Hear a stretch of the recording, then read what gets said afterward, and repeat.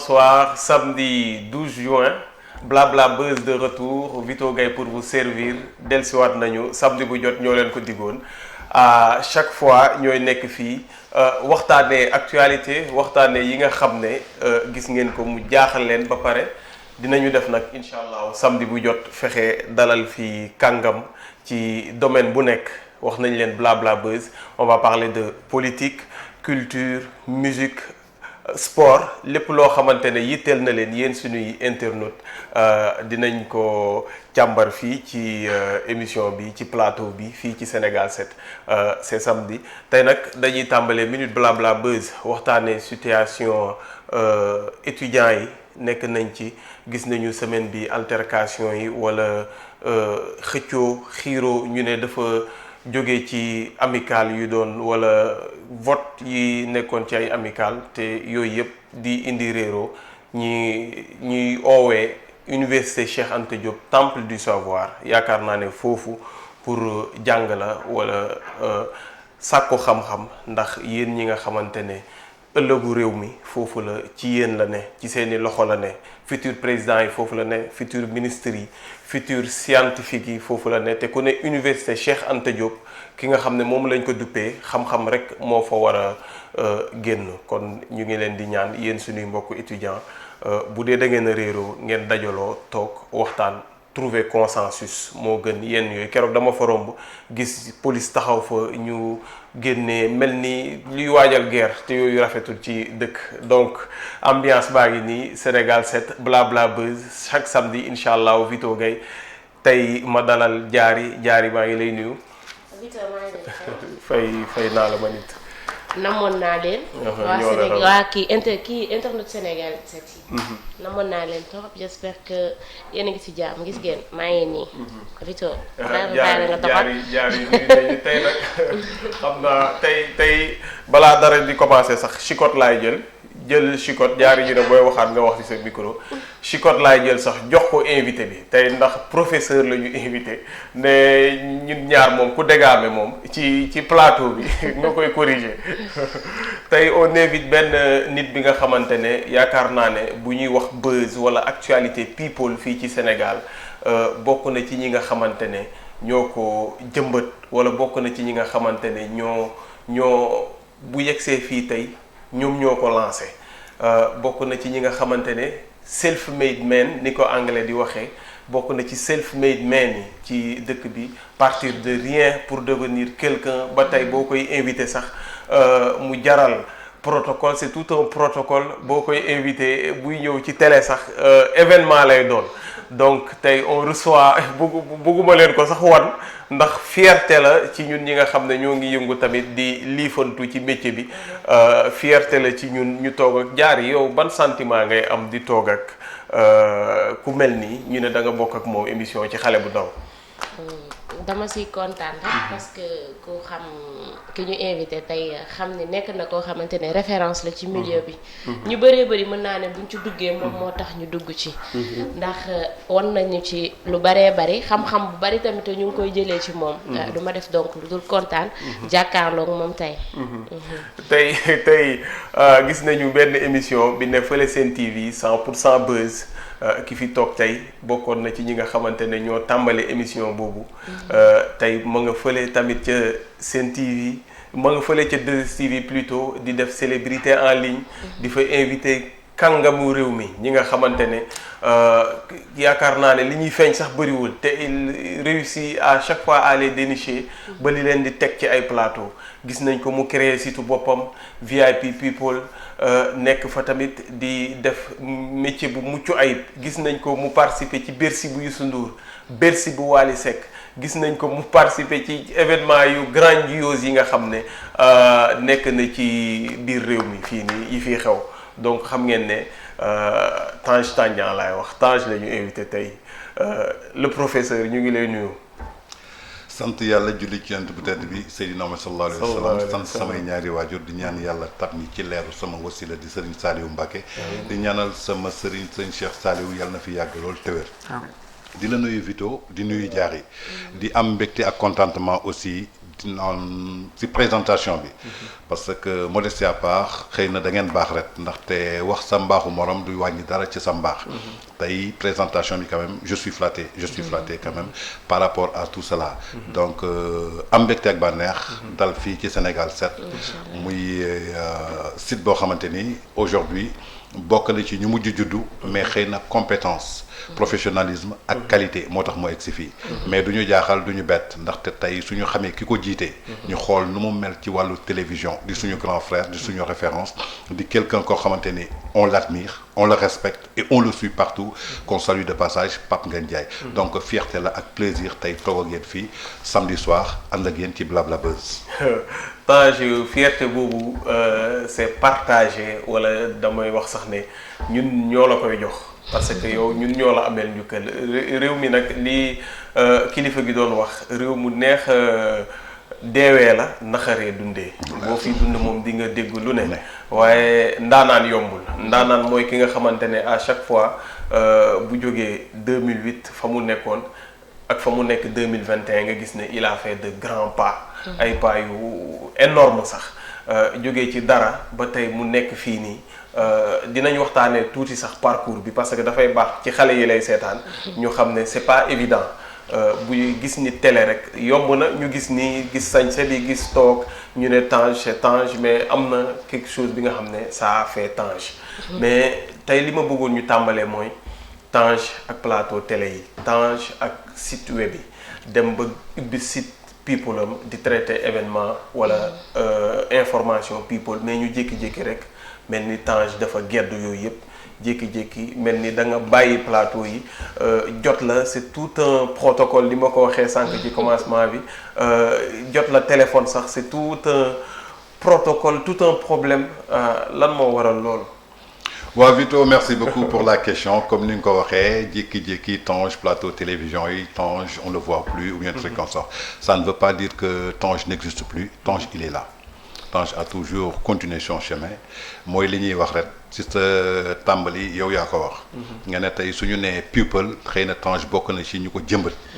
je dirais macha allah sant yàlla ndaxte jëmbat garab yomb na waaye mu meññ moo yombul ndagam jëmbat naa dara ba mu meññ ba ay doomu aadama di jóg di ci gis seen bopp di ko def di ko développer ba tey fu ñu ko tuddee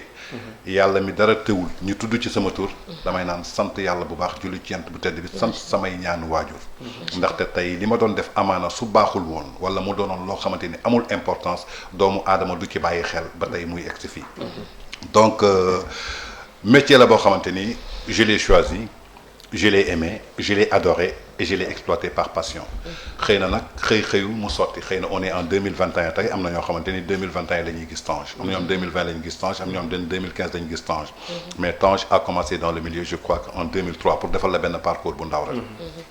tey mën naa ne 2003 laa dugg ci parcours professionnel bi mais su ma ko jiite su ma ko génnee foofu je crois que j'ai été toujours passionné du showbiz parce que en commençant par Agnam Siwal parcours bi sax bëgg naa ñu ñëw ci mais li tax Tange gisatuñ ko ci télé yi. waaw jékki-jékki rek gedd. waaw non gedduma parce que même su ma nekkul devant l'écran je suis toujours avec les télévisions. peut-être nit da ngay am benn expérience boo xamante ni da nga ko doon wone parce que télévision les Sénégalais ont commencé à me découvrir en 2013 c'était le 23 mars 2013 avec l'émission 100% People qui passait à la Sen TV muy émission boo xamante ni créé nañ ko yàlla def ci sutura def ci ndam première émission numéro jàll àdduna wërngal képp bàyyi ci xel ce jour-là quand on diffusait l'émission j'étais pas au Sénégal j'étais à Paris ma dégg bruit à travers Paris. Qu'est-ce qui se passe ma toog ba ci ngoon si Bougane woo ma ne ma non émission bi dañ koy rediffuser waat ñu rediffuser ko à 18h rediffuser ko à 21h rediffuser ko à 0h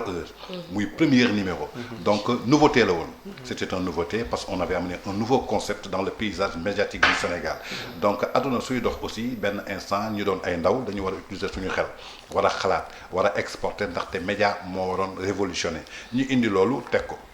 mi ñu ko defee muy benn émission boo xamante ni aussi ça en a duré que 7 mois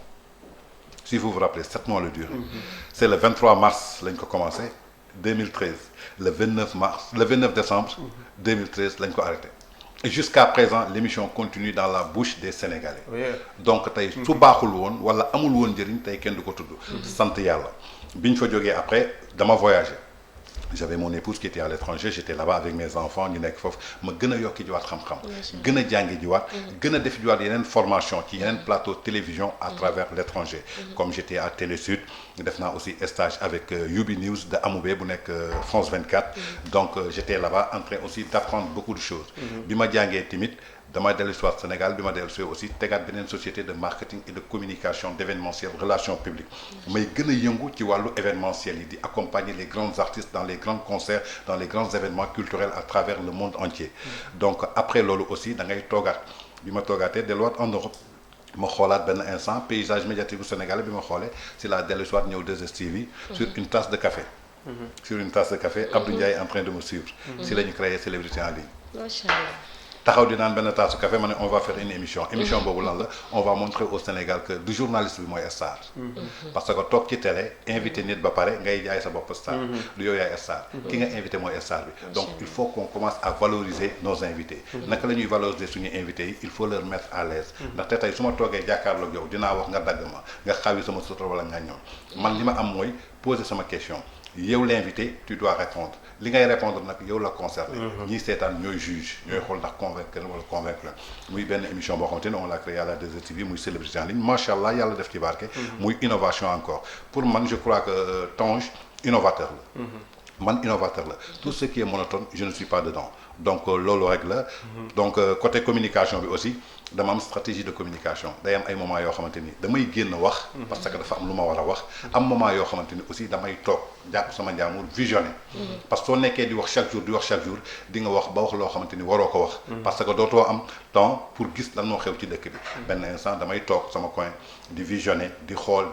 def samay analyse def samay expertise su jotee pour ma war a génn ma génn joxe suma xalaat on est dans un pays démocratique du question nag li may wax mooy dëgg du question li may wax moo am mais sama xalaat laay wax sama xalaat am naa droit partager ko avec le peuple sénégalais am naa droit partager ko ak waa àdduna wërngal ko loolu rek moo indi Xaaxati fierté la ci bi nga lëloo ba génnaat on fait partie des premiers médias yi nga xam je crois que yéenay deuxième j'ai la première d'autres personnes toog nga fa wax sa xalaat maintenant lëlu génnaat du ma wax sax lëlu mais stand by sax la ñuy wax bu dee noonu lañ koy tekkee ci wolof mais parcours Tange parce que da ngeen doon ay nit ñi nga xamante ne peut-être vous allez inspirer ñu mel ni Diary vous allez inspirer ñu mel ni Vito ñi nga xamante ne dañuy ñëw ci milieu bii nii mais ku gis photo bii nii gis Tange bii nii xam ne c'est deux personnes yi nga xam ne am na différence bu bëri xaalis bi moo dugg fierté la macha allah ku gis Tange ak bële chemise bu bële bi xaw a ëpp ak léegi yére bi mu sol nii ni mu ko ceenee xam ne mel ni chemise Vito bii nii xam ne am na travail bi nga xam ne accomplir nañ ko mais Tange man dama déggoon sax mii nettali parcours am bay wax ne ñun ay bambara lañ wax ne ñun jàng alxuraan bi wax ne tàpp naa yére wax li mu jaar yooyu yëpp mais nettali ci làmmiñu borom la daxee Tange fan la jaar ba yegg si fii waaw je suis fier comme ni nga ko waxee tey soo ma nee samay origine dama ko xam bu baax je suis métissé bu baax nag ci saraxule ci wàllu baay ci bambara ci wàllu baay ndaxte ku jur sama baay baayam saraxule la ñu soqe ko kay xëy di ci biir Mauritanie yaayam di bambara di Coulibaly Masasi soqe ko kaay ci sama wàllu yaay ma am wàll fii ci Ndakaaru muy Yoff Tongoor am wàll Gendar am wàll Waalo lii de la wolof di wax wolof di wax juddu bee rek voilà am wàll Waalo wolof di wax xam ba jeex xam sa bopp a deex suñ doon séddalee Ndakaaru dama ci am wàll ndaxte ku nekk xam na kuy Walker Seck ca Yoff Tongoor ku nekk xam na kuy Walker Seck ca Guet Ndar moo jur sama yaay ku nekk xam na kuy Timdooy ca Bargny ma am wàll ci lébu yi kon Ndakaaru dama cee bokk am wàll Waalo Gànket kon donc man yaakaar naa ni dafa am fi ma bokk am fi ma soqee ko ñu judd nag ci diine Seydina Muhammad sallallahu alayhi wa sallam ñu yar ñu fa ñu war a yare jàngal ñu diine xamal ñu diine ndaxte ñun suñuy maam yëpp ay wàlliw la ñu jàng alxuraan rek la ñu xam xamuñu leneen lu dul jàng alxuraan ba ci suñu kër maam fii Rudis sama maam yaakaar naa ni jànq bi fa doon liggéey sax même su dee bokkuñu diine sa bopp da nga koy muur ci biir kër gi waaw donc foofu laa soxee ko bi ma fa jógee nag juddu jaar fi ma war a jaar comme un parcours normal comme je l'ai dit toujours amee sama entrée en sixième à Thilogne boobu maa ngi woon Agnam Civol di jàng. bi ma fa jógee ñëw CM El Hadj Baba Ndiong fa laa defee sama parcours secondaire jógee fa ñëw lycée Ibrahima Thiaw bi man ak ñoom Abdou Khafor Touré ñoom Ahmed Nasser ñoo bokkoon benn troisième ñoom ñu nekkoon troisième ba ñu nekk troisième A ñuy diriger ay foyer jógee fa dem Limamoulaye bi ma nekkee Limamoulaye fa laa amee bac en série B en ce moment économie laa doon def ak ñoom Aliou Goloko bi ngay gis tey en ce moment ñoom ñoo nekkoon terminal ñun ñu nekkoon seconde ak ñoom Kandé ñu raw ñu après ñu jógee foofu dem FASEC def université Cheikh Anta Diop mais yàgguma fa parce que dama fa def 6 mois rek ba après ma génn parce que instant boobu y avait trop de grève te man amoon naa beneen passion amoon beneen vision si laa ne donc damay dem seeti ji leneen ma commencé def benn formation comptabilité au Conforjet bi ma defee formation comptabilité je suis sorti avec un diplôme élémentaire comptable ba ay jamono ma dugg ci beneen formation muy marketing mais boobu marketing commercial laa doon def bi may def marketing commercial nag entre temps ma doon présenter beaucoup de choses si laa dajee ak benn waaye mu ne ma tu rates ta vocation parce que tu parles très bien va faire la politique ou va faire la média donc bi ma waxee loolu ma dem defi ji marketing communication après marketing communication boobu si laa génn en 2003 ma dem Thiès j'étais à Dunia Thiès nekk fa un innovateur di fa def ay émissions commerciales jógee Dunia Thiès en 2003 dem Walfadjri Thiès après Walfadjri Thiès ma jaar tuuti benn carrière bu ndaw Sud FM Thiès avec le directeur qui était là-bas Alioune Diarra ak ñoom Iran Ndaw bi ñoo fa nekk ndawoon en 2003 donc je suis resté là-bas pendant 4 ans après ma dugg ci événementiel di organiser ay élections Miss avec Moïse Ambroise Gomis que nous saluons son âme yan suuf sedd ci kawam ma nekk chargé de communication Miss Sénégal ñu koy dawal dans toutes les régions nekk ci di defaale ciseaux d'or et tout cela donc en 2007 je suis revenu à Dakar pour faire Océan FM bi ma defee Océan FM j'étais là-bas avec tous les grands journalistes que tu vois aussi les Cheikh Tidiane Diao les Ndiogou Diène de RFM les Macoumba Bey les Basile Niane les Seyni Fall ñoom ñëpp ñu bokk benn rédaction ñoom Samba Dialimpa Badji bañ fa nekkee donc avec Mamles Camara à un certain moment je faisais des émissions thématiques avec Ndoye Bane ak ñoom Sister Maria après nag man ma indiwaat innovation ma ne dans mes émissions au lieu de mettre de la musique donc damay jël benn célébrité boo xamante ni am na parcours ma invité ko ci émission bi mu wax ñu parcours am pour ñuy déglu mën ci jaar entre temps Mamles Camara woo ma mu ne ma en tout cas tu fais de très bonnes émissions parce que les gens m'interpellent ñu ne ma question yi ngay posé c'est très pertinent mais man je te donne un exemple demal yokk ci journalisme nga gën a jàng théorie xam naa sax doo am jot pour demal inscrire à CESTI mais am na benn école bu nekk fii Éducatel ginnaaw Kër Thione Seck va t'inscrire là-bas c'était des cours par correspondance donc mes professeurs étaient à Paris j'ai appris le journalisme avec des professeurs de Paris ils m'envoyaient des correspondances j'ai fait ce que je devais faire donc bi ma ci pare ma dem intégrer le quotidien L'Office dem ci quotidien L'Office man ak ñoom Ablaye Mbow mi ngay gis seen TV ñoo fa nekk na woon avec Lamine Ndour Moustapha Sow avec les Alioune Badara Diallo les Bachir Diop ku nekk xam na ko c'était le rédacteur en chef le directeur de publication du journal Sopi de Abdoulaye Wade en 1983 donc ñooñu ñoo ma encadré bañ fa jógee People bi ñëw ñu dugg ci magazine Station One j'ai commencé à travailler avec les Thiof Magazine les Mansour Dieng ñu liggéey ci ba pare site internet yi ñëw ñu créé suñuy Face Dakar créé Dakar Actu nekk seen xibaar def expérience bu bare ci média en ligne bi ba yàlla dogal nag li ñuy naan marchand ambulant boo gis magazine moo nekk ci xolam may dajale li may dajale ba créé sama société créé sama site internet muy VIP People VIP People jaari yaakaar naa ne tu es passionné mais li ma ciy jàngat rek mooy succès ndax yaakaar naa ne li nga fi nga tàmbalee ba 2013 c'est un très long parcours bu nekkoon succès wala buzz la taxoon a jóg rek moom gedd nga bu yàgg mais jaare fii laa lay soxlaa yow dama bëgg ñu waxtaanee comme Tange tey dama bëgg ñu jël xalaatu Tange ci sujet yu bëri da ciy bokk nag série sénégalaise yi temps yi série yi parce que ni série yi génnee ñuy gis infidèles yi ñuy def ñuy gis duma sax lim parce que tem nga lim ñu yaakaar ne da ngay def propagande wala yenn yooyu noonu maa ngi sax jéggalu ci li ma tudd infidèle mais c'est juste que ne xam naa peut-être moo ma ci gën a neex waaye dafa am benn tollé benn événement bi nga xam ne ça concernait Pathé Sène j'espère que suivre nga ko mais Abdou tu nous donnes la vidéo après on revient sur le plateau.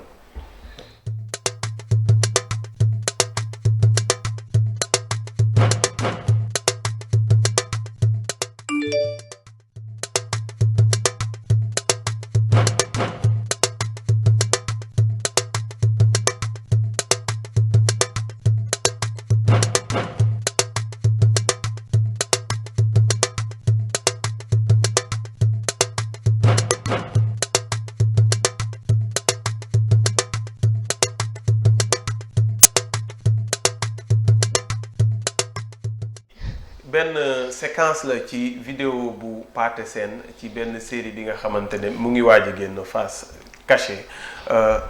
mu génn affaire yi def tollé ba moom génn na sax waxaat mais jaari sa gis-gis après ñu soog a dem ci Tange Tandian.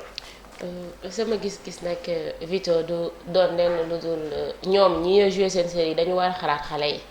parce que souvent xale yi ñoom ñooy gën a seetaan sax que mag ñi boo seetloo loolu. xale yi yëpp ñoom ñëpp yor seen téléphone. même seen yaay bu ñu leen teree ñu seetaan ko ci télé yi tamit ñu ngi dem jël seen téléphone di ko seetaan si YouTube bi.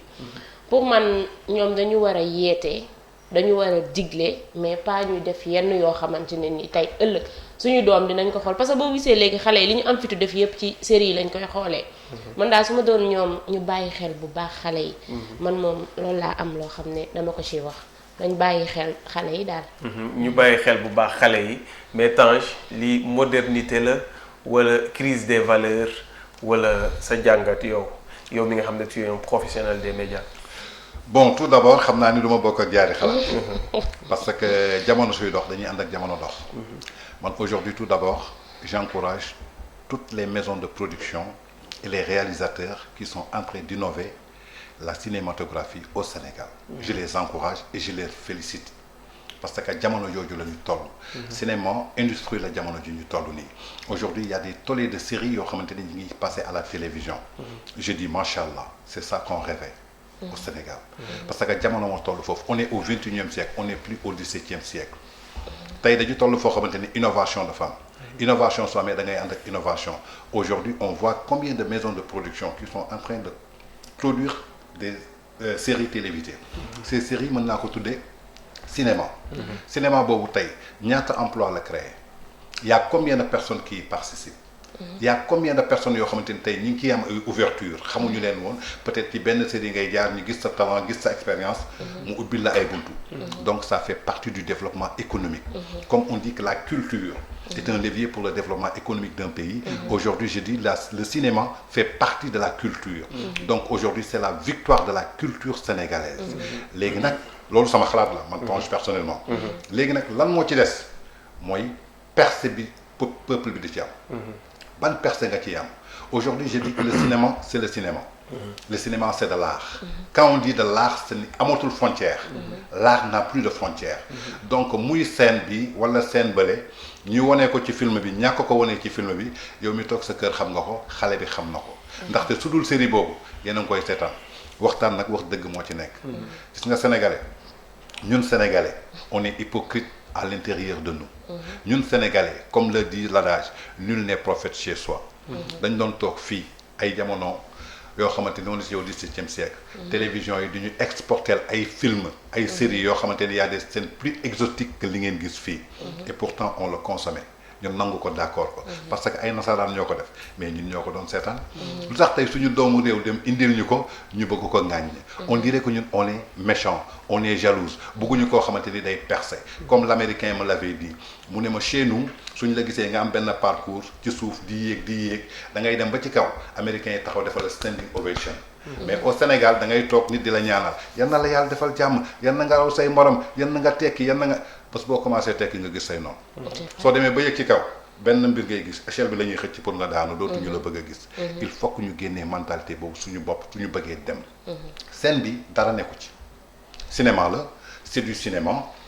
rôle bi loolu la laaj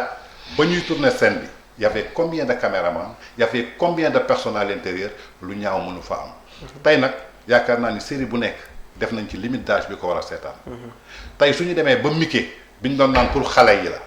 ngay teg ay film Mickey pour xale yoo am 5 ans mais Mickey yooyu lan moo ci am relation amoureuse relation sexuelle relation fóonante loolu moo am ci Mickey vrai ou faux dañu waxante rek. keroog dama toog di sama doom ji ma ne ko doo ñëw seetaan mu ne ma man Mickey rek mu toog di seetaan Mickey elle n'a que 10 ans. ma ne ko waa kii lu muy wax da nga ko comprendre mu ne ma non kii dafa noboon kii mais kii nobul kii léegi kii dafay fiire kii moo tax kii dugg fii kii def fii. voilà xale boobu 10 ans di wax loolu. xam nga tey loolu série la. donc tey nañu jàpp ni que cinéma la y a pas de sujet tabou. parce que série la dafa xam benn veste booy sol. soo paree acteur bi da nga koy summi. donc li ngeen gis fii tey yéen a gis plus pur ñu koy exporter. y a Canal Horizon au Sénégal. yan film lañ lay tegal tous les mercredis et jeudis soo jàppee RT9 lan lañ lay tegal film pornographique tey YouTube bi amul ay film pornographique. xale yi suñ ko seetaanul fii. ñu dem tàppe ko seen téléphone. donc xam nga lan moo ci am solo. tey ñi tegal la film bi yow su dee tu es un parent responsable xam nga ne lii du sa limite âge doom nga ne ko jógal. war ko seetaan. donc la faute c'est aux parents. tey su dee limite d'âge am la mu toog seetaan ndox yow su ngeen paree ngeen commentaire. gis nga film bi lu ñu wone gis nga kii lu mu def lii ak lii donc moytul lii moytul lii moytul lii. jamono jooju la ñu toll. donc pour man ñu ngi sóoraale xale yi. te li ñuy joué du lu ñu inventé. lu am ci réew mi la ñu koy nëppal di ko denc muy indi ay musiba. nañ ko wane. nit ñi gis ci ka ca war a jàng ci ku ci bëggul jàng tamit doo ci jàng. aduna ñaar yooyu moom yoon ju baax yoon ju bon ku bëgg a topp yoon ju baax da nga koy topp ku bëgg a topp yoon ju bon da ngay bon donc nañu encourager suñu acteurs yi te bu ñu éviter di wax sujet tabou xam nga tey y a beaucoup de phénomènes yoo xamante ne soo demee si yenn village yi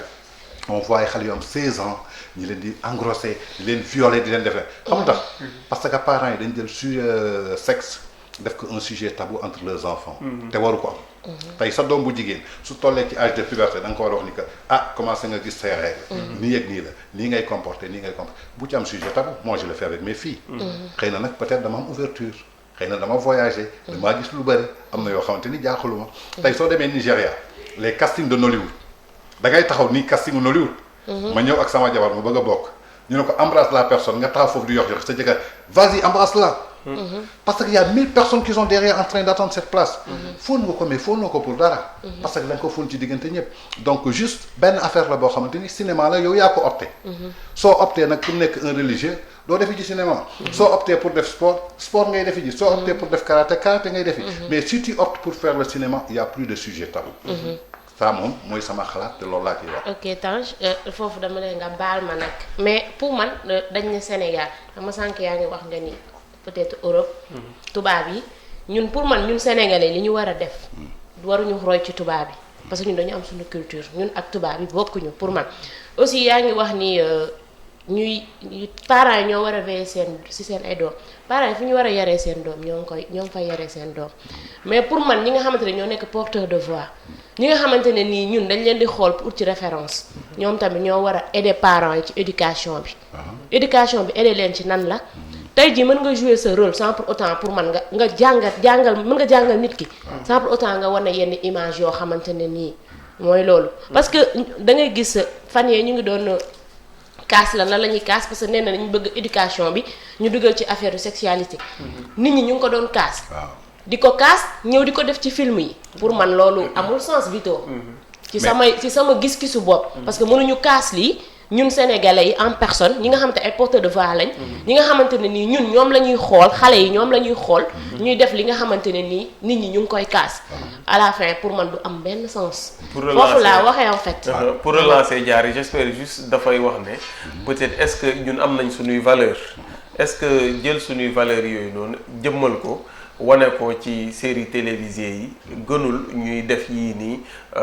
acteurs yi wala yii nii réalisateur wala xawma peut-être ñii di def ci série télévisée yi ñuy def nii. je vous comprends très bien. li ngeen wax dama leen comprendre bu baax ñun Sénégal dañu am suñu culture. am suñuy valeur am suñuy morale. Mali am seen culture am seen valeur am seen morale. Ghana am seen culture am seen valeur am seen morale. Chine am seen culture am seen valeur am seen morale. waxtaan nag wax dëgg moo ca neex.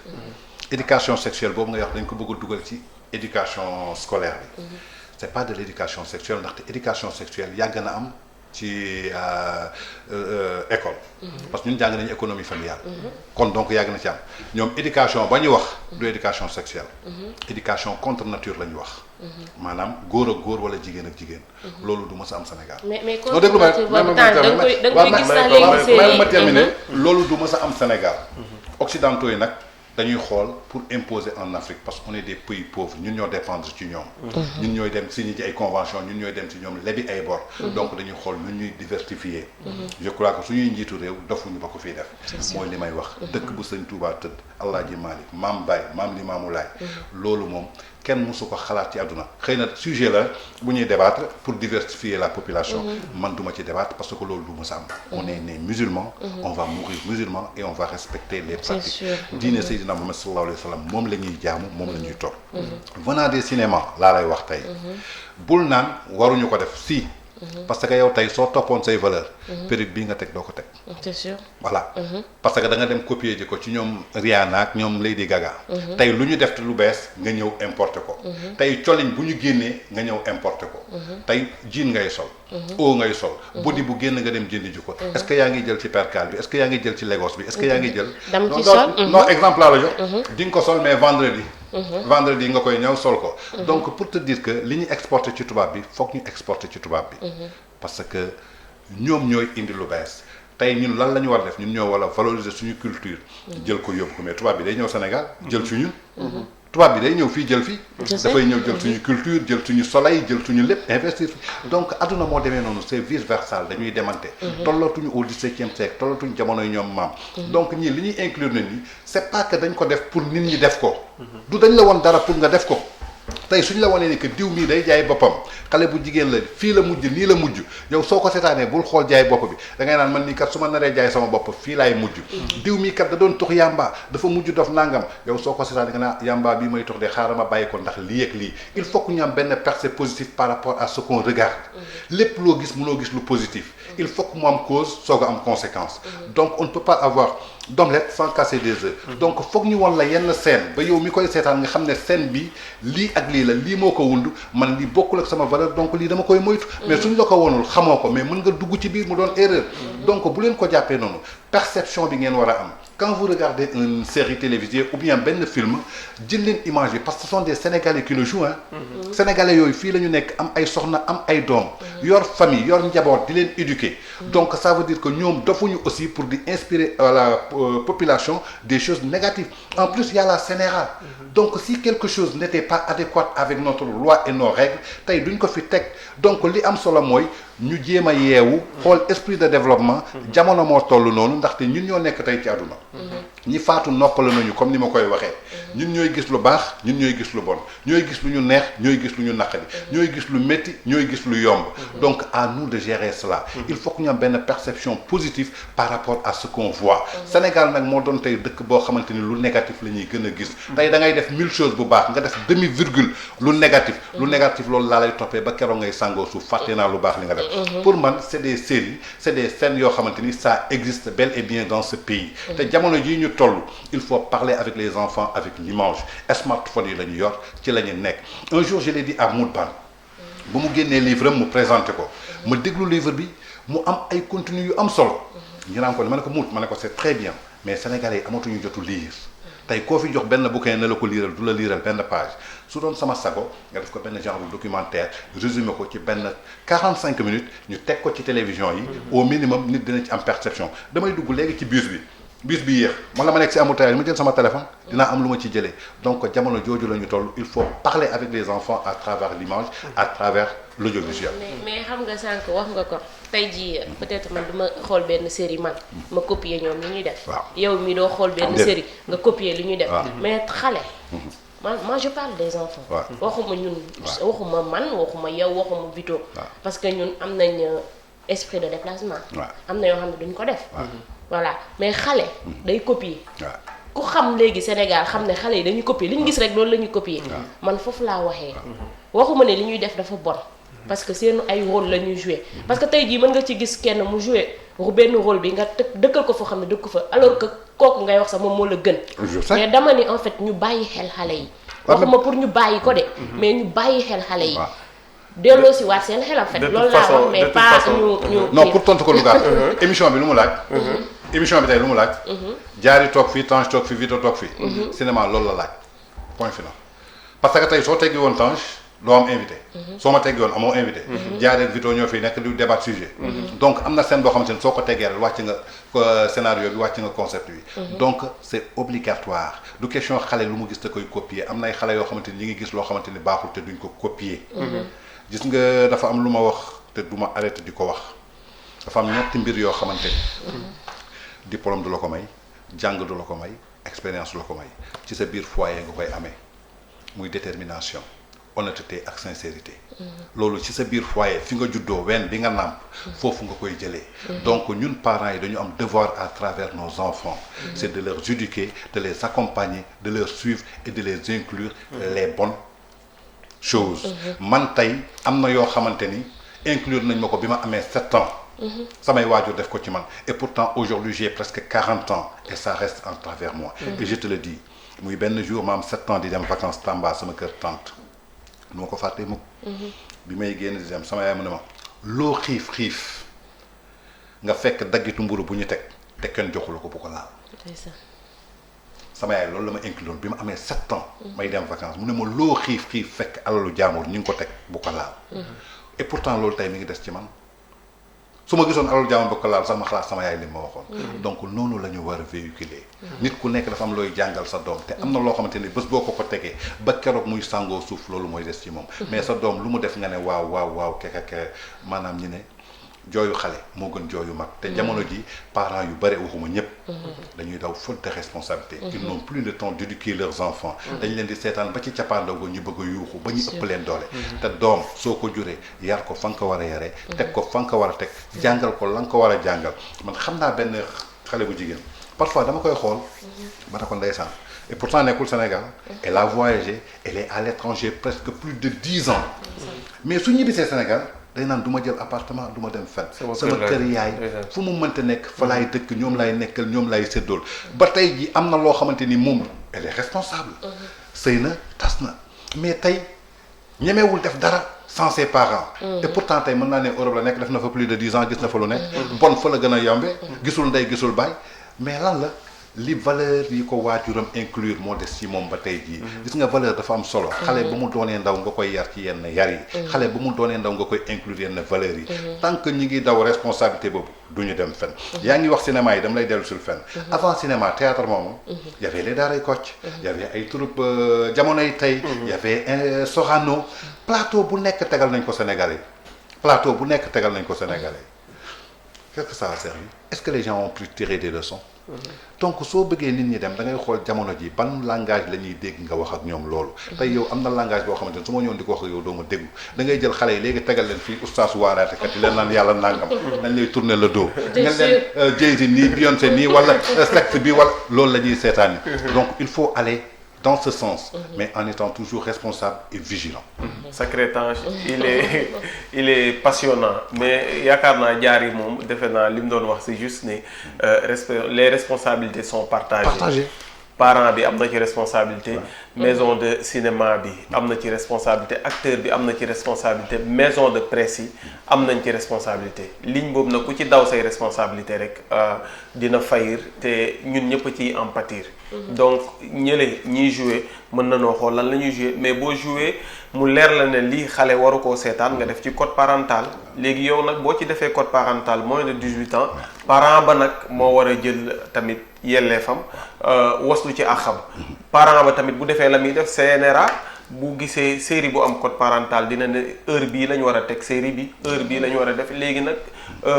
chaîne boobu noonu ku nekk bu defee la mu war rek yaakaar naa ne du def lu neex ci ñëpp li ñuy waxtaanee dañuy dem rek duggaat ci beneen sujet mais en même temps ci loolu la ñuy nekk mais Tange da ngeen commencé 100% people di wax ci mbirum buzz mais ñu gis fu mu toll nii buzz li mu jaral sénégalais yi ak média yi nekk biir Sénégal pour wax la benn illustration dañ lay tegal juste benn vidéo nga seetaan après ñu dellusi sur le plateau vidéo Diassi TV bi Abdou si c'est disponible. Diassi TV nga wax. La vidéo Abdou non Abdou seetal ma vidéo bi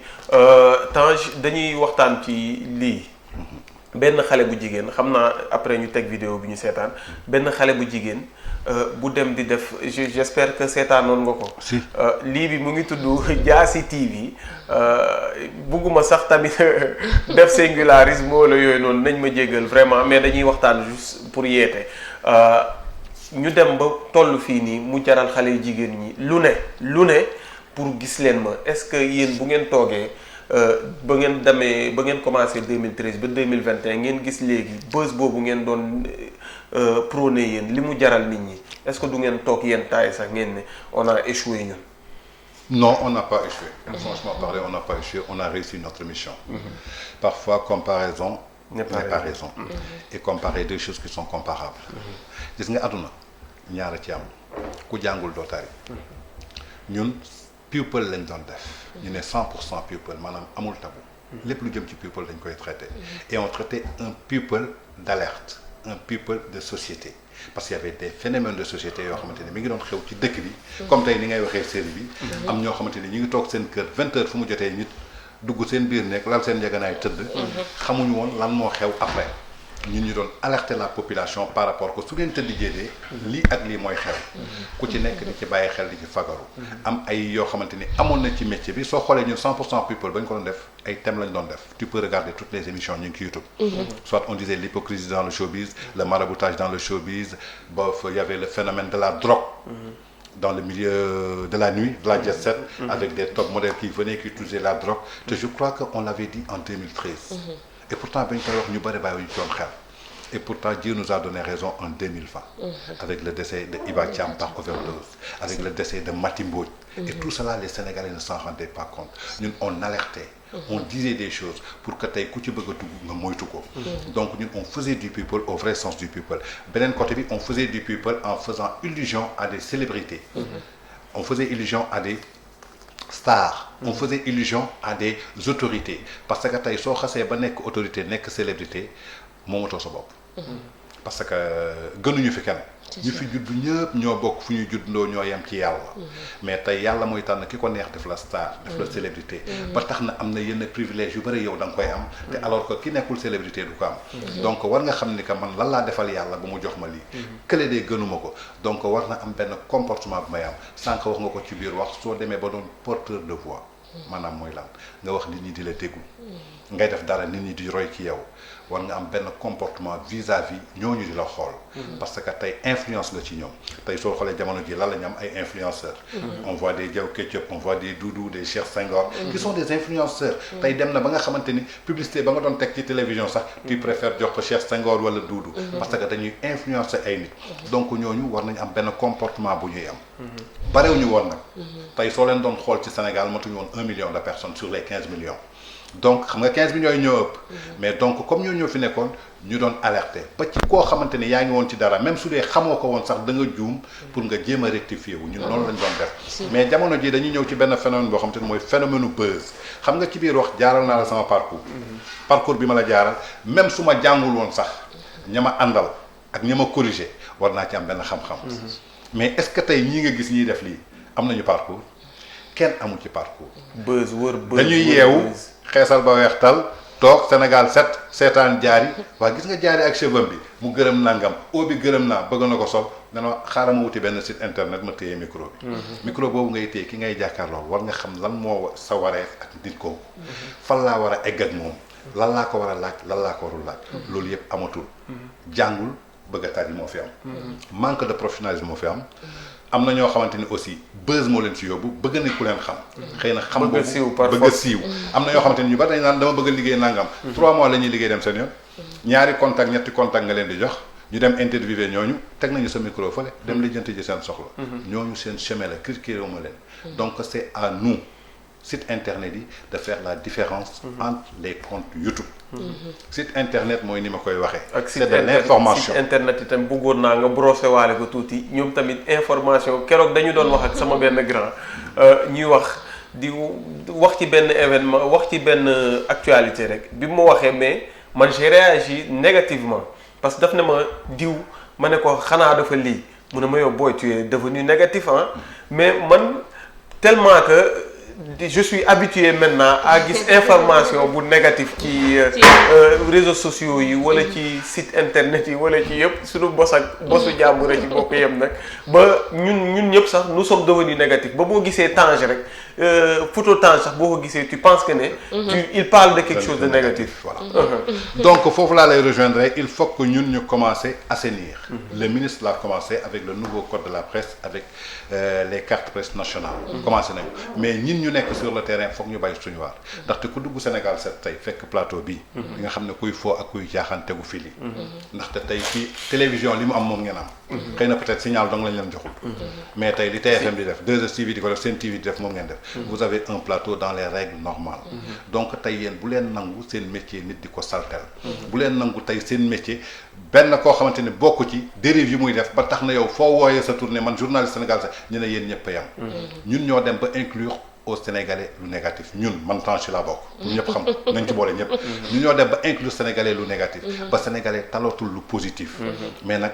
il n'est jamais trop tard pour se rectifier xëy na toll woon benn jamono àdduna ku dul def erreur amul mën nga def tey benn affaire nga foog ni baax na fekk erreur la mën nga jóg sax tey di def benn affaire lu baax jublu la ci fekk lu négatif ngay def yaa ngi yàqu donc il est temps que ñu jóg assainir milieu bi ñu xam ne ni que lii mooy site internet lii mooy compte YouTube ki yor compte YouTube ba mooy ni ma koy waxee lenn moo ko intéressé mooy vue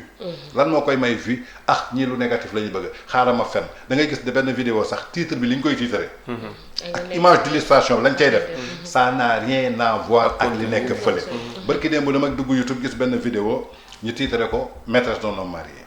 dugal ci ay photo maîtresse d'un homme marié vidéo bi ak maîtresse d'un homme marié jotewuñu aali ni kasira donc il faut qu'on soit un peu professionnel il faut que ñu delluwaat ci métier bi xam ne que métier bii ñuy def métier bu noble la tey quotidien yi fi nekkoon en vague de disparition moo waral site internet yi ñëw muy digital télévision yi ngay gis ni ak fréquence ñoom ñëpp dañuy deewi ji fii ak 5 ans dañuy deewi ji tey Sénégal 7 li muy def nii moom lay télévision di def lu leer moom la Seneweb di def moom la Dakar Actu di def moom la yeneen site Sénégal di def moom la yeneen site di def donc il faut que ñu yeewu ñun aussi les professionnels ñàkk contenu bu mu ñu tax ñu dem ci compte YouTube koo xamante ni kenn xamu ko mu def lu négatif am ñu bëgg ko may doole parce que yow soo dugalee dara sa compte YouTube kenn xamul la Sénégal 7 retiré vidéo boobu dugal ko Sénégal 7 participé na ci négativité boobu participé na ci médiocrité boobu tey lépp lu ñu war def war nañ ko xam les animatrices les présentatrices formation la dañ koy jàng du journalisme rek dañuy jàng de animatrice ak présentatrice dañ koy jàng communication la école yaa ngi fii dañ lay jàngal nag koy présenter nañu dem jàng ji ko def stage gëstu bàyyi concurrence bi y a une concurrence négative qui se trouve dans notre métier keroog dama doon wax ak benn kilifa mu ne ma nañu assainir seen milieu mu ne ma est-ce que seen milieu rek la ñu war a assainir et c'est un ministre mu ne Sénégal soo xoolee li ñu war a assainir yépp la soo demee ci santé bi dañ ko war a assainir soo demee police dañ ko war a assainir soo demee gendarmerie dañ ko war a assainir tey soo demee ba présidence bureau Macky Sall ñi ne ñii baaxuñu fii ñi sont de mauvais conseils dañ ko war a assainir donc jikko ak borom pax la ci société nga koy jëlee donc pour man ñun ñoo war a yeewuwaat takku bokk ñun ñi xam ne que ñi ngi ci professionnel bi métier boo xamante ni jëm na ci wàllu communication ñi xam ne lii la ñu war a def bu ñu hypocrite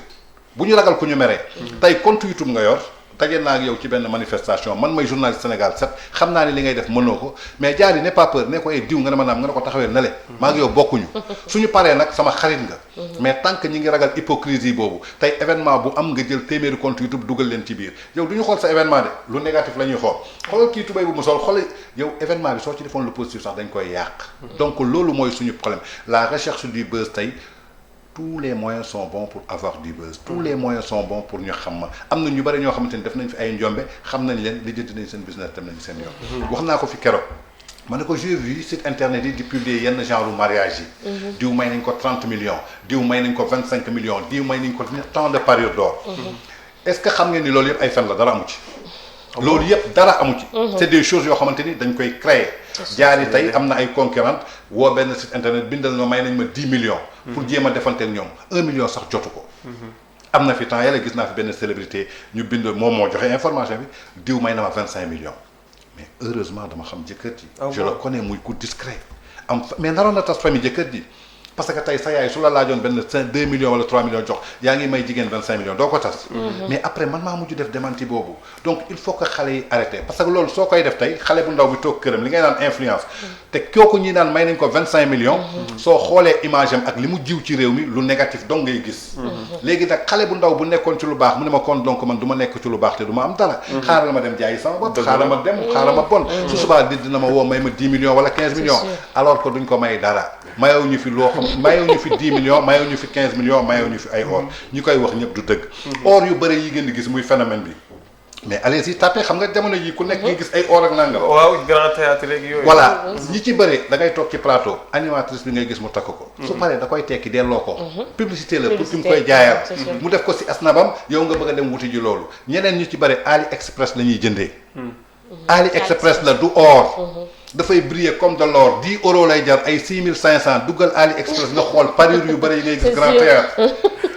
parure yu bëri yi ngay gis grand théâtre du or du dara. dafay briller comme de l'or ay 10 euros lay jar ay 15 euros matul sax 10 000 francs. nga takk ko feesal ko sa loxo. ñàkkul nag am na ñoo xamante ni mën nañu am benn bracelet or. wala benn jaaro or. mais dañ koy rax. la ca nekk yëpp féeg la. bu leen nelaw yeewu leen Ali Express mi ngi toj dëkk bi. donc loolu moo fi am damay gis concurrence bi wala màggal Touba ñu ne xoolal kii voilà xoolal kii pañe ngay wut loo bëgg da nga ko fay dugal xam nga tey fan ngay xamee ni takkuñu or.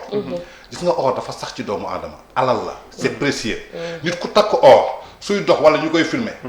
soo xoolee ne lu mu takk su doon dafa am valeur da ngay xool nu mu koy protéger. mais parfois da ngay gis nit ku takk benn affaire yëgulu ko sax yaramam.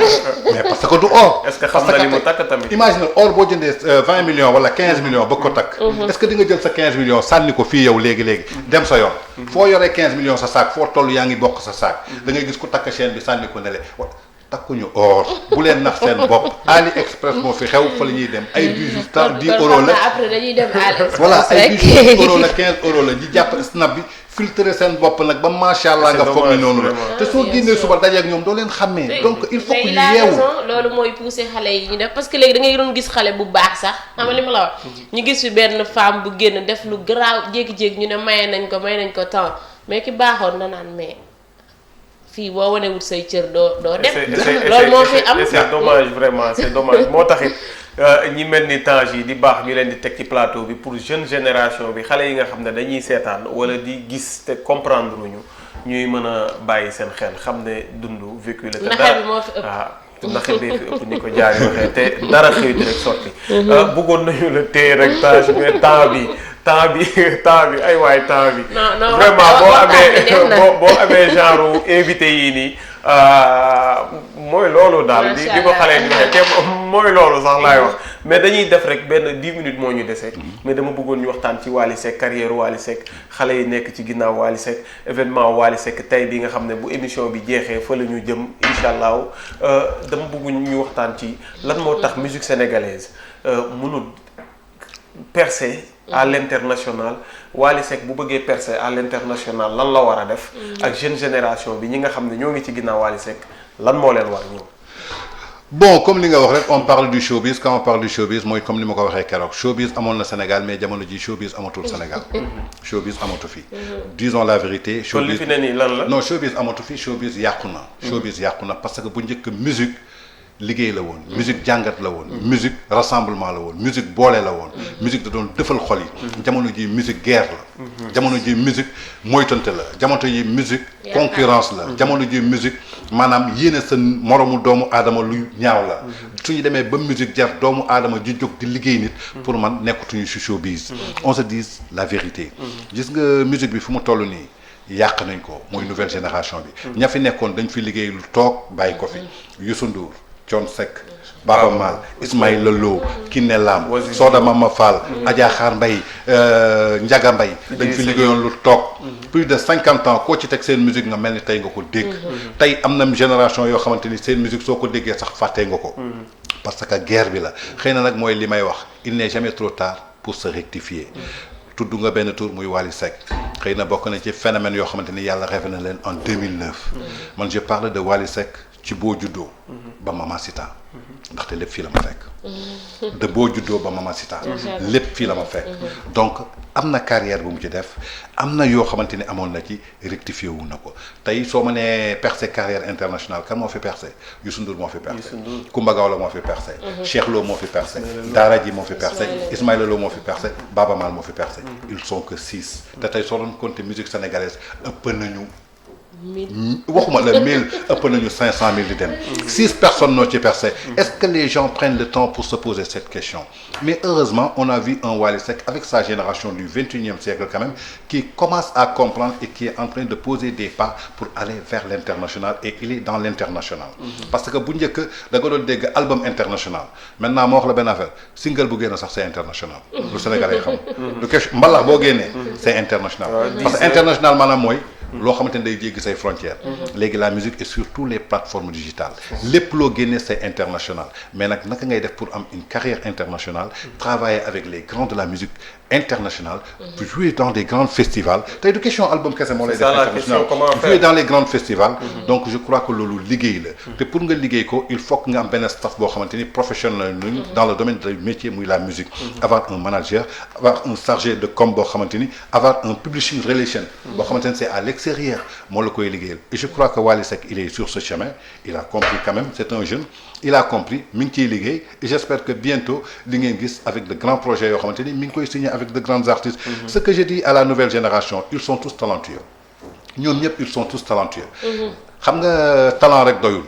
mais est-ce que ñu ngi liggéey li war moom laa lay wax xam nga am talent am baat bu neex wala mën a way soo ko doon génnee tey ci Sénégal ñoom ñëpp a mën a way Sidi Diop dafa mën a way parce que biir lay waye wayewul baat El Hadj Keita dafa mën a way Tarba Mbaye dafa mën a way Momo Dieng xalaat bi l'autre Pama Dieng Aïda Samb ñoom ñëpp dañu mën a way mais xam nga lan moo def structuration foog ñu structurer ko structurer maanaam mooy lan ñu bàyyi buzz bi bàyyi concurrence bi bàyyi soxorante bi bàyyi iñaanante bi tant que ñu ngi soxorante di iñaanante du ñu dem fenn temps bi ñuy jël pour di yàq doomu aadama suñu jëloon temps boobu concentré seen liggéey maanaam suñu tegoon benn ñaar lañ fay fekk il faut qu'on sorte de ce mutisme savoir ni que li yàlla bind ci jéewu Sidi Diop Tange mënu ko dindi si Tarba Mbaye mënu ko dindi li yàlla bind ci jéewu Tarba Mbaye El Hadj Keita mënu ko dindi Wally Seck mënu ko dindi ñoom ñëpp benn la ñu ndaxte balaa nga koy xam mooy li nga wax sànq Sénégal dëkk bu neex a deewee la mais bu métti dundee la bés bu kenn dee woon nga gis ku nekk taxaw yor la mi ñam di def ay témoignages alors que de son vivant xolam kooku la doon bañ a gis c'est de l'hypocrisie il faut qu'on sorte dans cela ñu dellu si waat xam ne ñun ñëpp benn la ñu man Tange mi di wax ak yow émission bi may def nii demal ci commentaire yi tu verras ñii commencé y a des ennemis pourquoi Tange ñu waxal ko lii commencé nañu saaga commencé nañu sos commencé nañu wax dire du n'importe foo jëlee moral non mais attends quand même loolu moom war nañ ko non fi may jëlee moral soo doonee jullit Seydina Mouhamed amul fu mu jaarul may taalibe sëñ Touba Xaadimu Rasul amul fu mu jaarul ba rax ci doolu jokk ci sëñ Saliou Mbacké bés bu ma delloowul sama foi ci ñooñu gis nga Sénégal bi ku fiy dund te amoo foi su yeboo na nga dem xaru ji te dee ndaxte da ngay sonn misère ngay dundee man nag kenn du ma tardel kenn du ma sonnal xam naa fi ma juddoo xam naa fi may teg sama tànk xam naa fi ma jaar xam naa fañ may re ña may bëgg nañ ma ña ma xam nañ ma te saa yu ma defee dara ñaari encouragement ak ñaari nit yoo xamante ni xam nañu valeur li ma wax moo ma gënal 100 personnes yoo xamante ni xamuñu li ma wax ñi may saaga wala di ma wax xam nga man sànq nee nga lu tax nga raar dama doon woon Sénégalais benn expérience maa toog 6 mois man leen xool leen du ma def émission du ma dem site du ma dem fenn ngeen xool ci 6 mois yi ndax di ngeen dégg ñu wax ci Tange deful dara Tange nit ku baax la nee naa leen su ma commencé génn nga gis ñu commencé créer ay audio Tange wax na kii Ouzin Keita mais après finalement ma ne ko xanaa ñoom génn bi moo leen métti balaa ngay dégg Tange def na dara Tange def na plateau télévision wala Tange génn na ca ña lay waxal mosuñu la gis mosuñu la dégg xamuñu foo dëkk xamoo foo nekk mais nag yal na leen yàlla soppi mooy li may wax toog sa ginnaaw clavier di commenter di saaga nit ki naan nangam sangam gëstul ba xam nit ki lu tax ni ko président waxee man nag je lance un appel aux Sénégalais et au monde entier léegi ñu di ku woddoo làmmiñ soo noppee rafle je suis un communicateur dans la communication damay wax ba keroog may sàngoo suuf ay ca am na rubrique bu jaar yi waroon a def mais dañu koy leb tey vraiment dañoo kontaan jaari démb mi ngi may wax ne est-ce que duñ ko laaj ba mu demee ci dese journaliste yi inna lillahi wa inna ilayhi raji'un da nga juum wala da nga bëggoon naka laa ko waxee allah kulli naay xatil saay xatil mawdi noonu laa ko waxee woon te maa ngi waroon wax allah kulli nafsin saay xatil mawdi ba kenn di ñam di nga ñam dee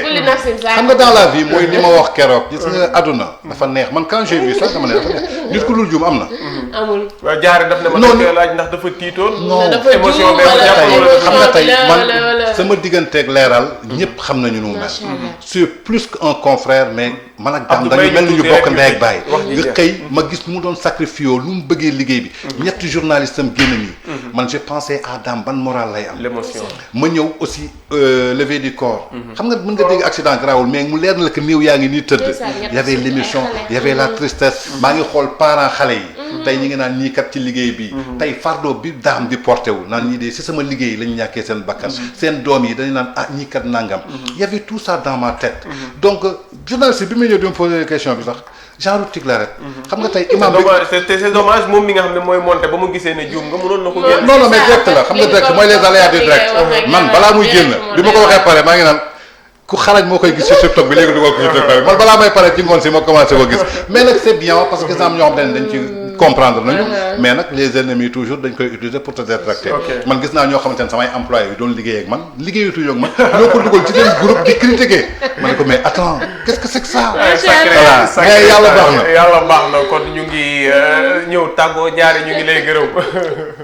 non waxtaan bi dafa neex. waroon na def rubrique waroon nañu waxtaan ci Boy Djiné waxtaan ci Pape Matar. mais waxtaan bi moo nekk comme ak ay jàngat dañ yi koy leb ba beneen yoon. ubbil naa leen buntu yi ubbil naa leen buntu yi.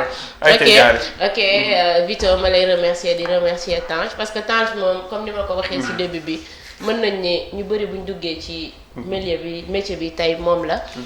du ñu def nag lu remercier la comme ni nga ko waxee ñi ñaan yàlla tamit courage bi nga am tamit yàlla nañ ko am ndax ñu mën a ak patience bi ba mën a àgg tey fi nga xamante ne nii àgg na fa ñu ngi lay remercier bu baax.